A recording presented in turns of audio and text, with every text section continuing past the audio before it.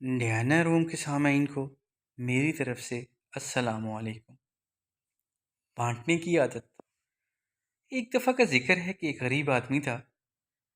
وہ محنت مزدوری کرتا تھا اور اس سے جو کچھ اسے ملتا صبر و شکر کر کے وہ اور اس کے گھر والے اس میں گزارا کرتے۔ غریب آدمی کی خواہش تھی کہ وہ اپنے چھوٹے ننھے منے بچوں کو پڑھائے، مگر اس کے پاس اتنے پیسے نہ تھے کہ وہ تعلیم کا خرچہ اٹھا سکتا۔ غریب آدمی زندہ دل تھا۔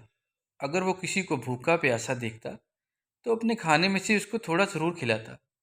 ایک دن غریب آدمی کو دور دراز ایک گاؤں میں مزدوری کے لیے جانا تھا۔ سفر بہت لمبا تھا۔ رستے میں تھوڑی تھکن کے باعث غریب آدمی نے سوچا کہ کیوں نہ تھوڑی دیر آرام کر لیا جائے۔ یہ سوچ کر وہ غریب آدمی درخت کی چھاؤں میں جا کر بیٹھا ہی تھا کہ اوپر سے ایک کاغذ کا ٹکڑا گرا جس میں لکھا تھا امیر ہونے کا راز،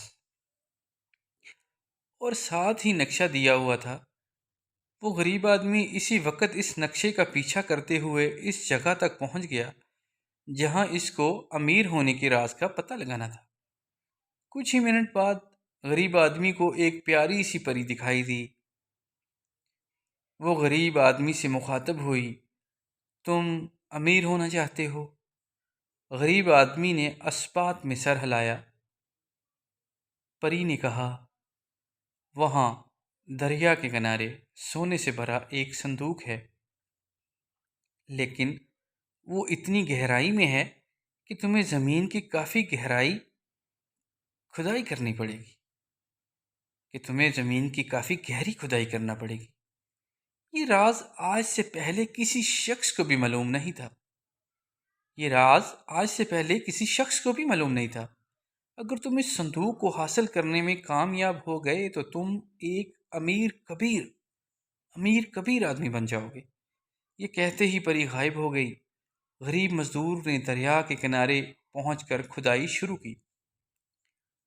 کافی دن کی سخت محنت کے بعد اس کو سونے سے بھرا ایک صندوق ملا۔ یہ دیکھ کر غریب آدمی حیران بھی ہوا اور خوش بھی۔ کھدائی کافی گہری تھی، لیکن غریب آدمی بھی مستقل مزاجی سے کھدائی میں لگا رہا اور ہار نہ مانی، اور ایک دن وہ سونے سے بھرا صندوق حاصل کرنے میں کامیاب ہو ہی گیا۔ غریب آدمی نے اس سے نہ صرف اپنے بچوں کو پڑھایا لکھایا بلکہ اس سے دوسروں کی بھی مدد کرتا تھا۔